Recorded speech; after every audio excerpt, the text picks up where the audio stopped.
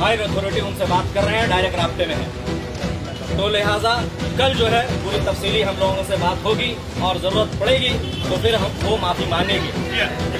हम लोगों के पास कर्मी पावर है, हम लोग जो है उनके खिलाफ और भी ऊपर तक जाएंगे, लेकिन मौलाना के खिलाफ अगर ये बात उसने कही है तो भरे मजमे में उसे उस बात को वापस लेनी होगी। हम लोग इस वक्त है नरकुलडांगा थाना में। अब देख सकते हैं नरकुलडांगा थाना के सामने लोगों की भीड़ है, लोगों में गम है, गुस्सा है और ये विरोध कर रहे हैं यहाँ के स्थानीय विधायक पौरेश पाल के खिलाफ। जी हाँ, यहाँ के विधायक है पौरेश पाल, उनके खिलाफ ये लोग यहाँ विरोध कर रहे हैं, थाना के सामने जमा है।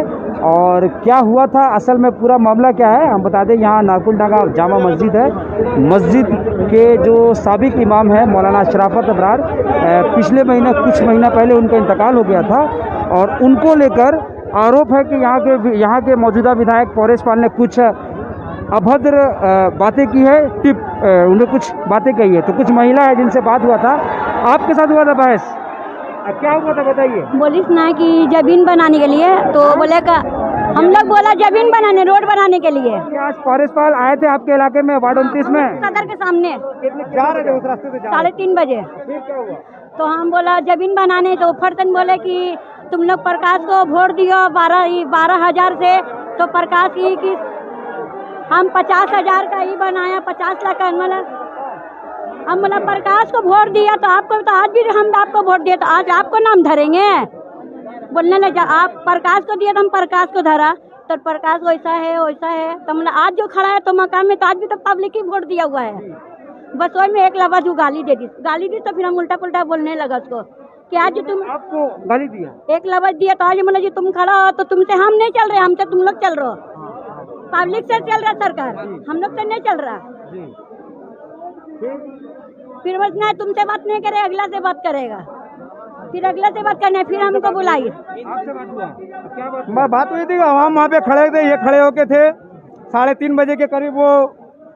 वो जो नरकुलडांगा 29 नंबर वार्ड में इन किए, वो अंदर तूफान आने के बाद वो जा रहे थे इसी रास्ते से, वो गाड़ी पे थे।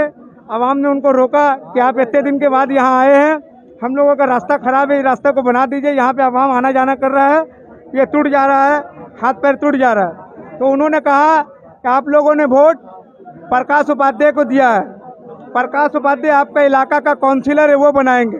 तो हम लोगों ने कहा कि प्रकाश उपाध्याय को दिया बात सही है, लेकिन आप उनसे बड़े पोस्ट में एमएलए हैं, आप अगर उनको बोल देंगे या प्रशासन आपकी है, महामाटी मानुष की सरकार है, दीदी की सरकार है, तो वो जल्दी काम हो जाएंगे। तो उन्होंने कहा मैं जब काउंसिलर में खड़ा था तो आप लोगों ने हमको हराया है, यहाँ के अवाम, यहाँ के इमाम साहब गद्दारी किया हमसे, इमाम साहब गद्दार है। जो इमाम साहब हमारे नरकुलडांगा जामा मस्जिद के इमाम शराफत इब्रार साहब जो हम लोगों के बीच अब नहीं रहे, उनका इंतकाल हो गया है। यही पौरेश पाल इमाम साहब के आगे पीछे घूरते थे, आज इमाम साहब के खिलाफ उन्होंने कहा है।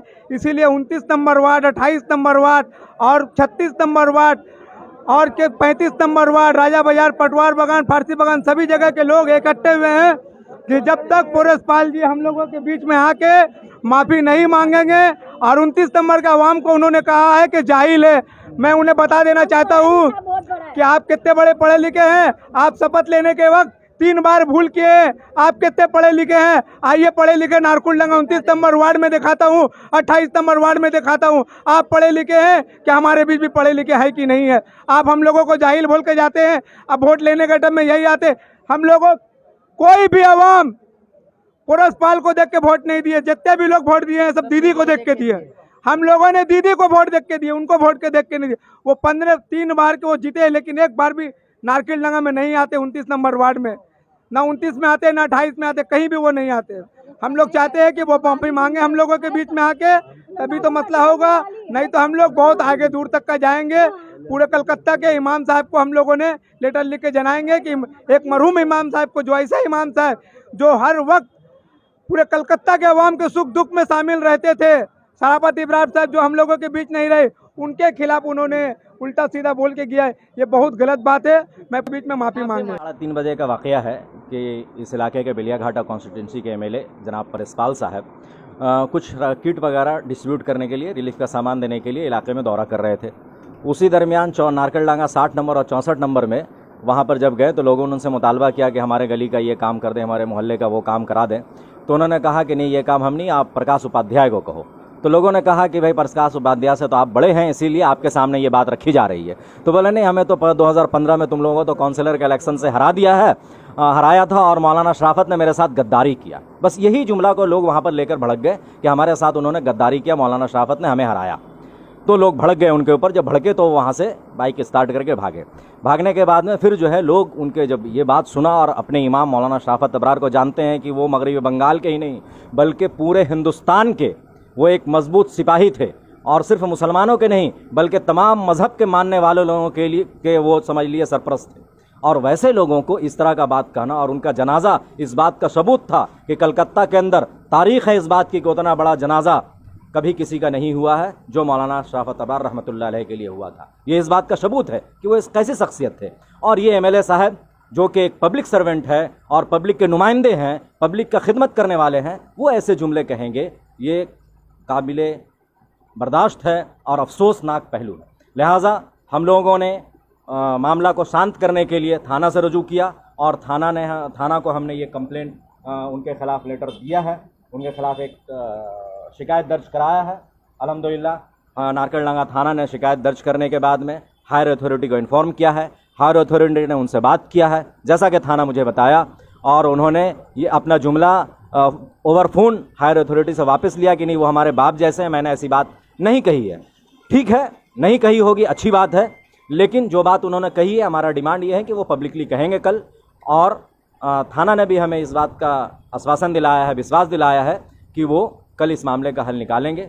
लिहाजा हमने पब्लिक को ये बात बता दिया है कि आपके इमाम के साथ जो नाज़ेबा कलमात उन्होंने अल्फाज इस्तेमाल किए हैं उसके ख़िलाफ़ थाना एक्शन लेने को तैयार है, उनके ख़िलाफ़ कंप्लेंट दर्ज कर लिया है।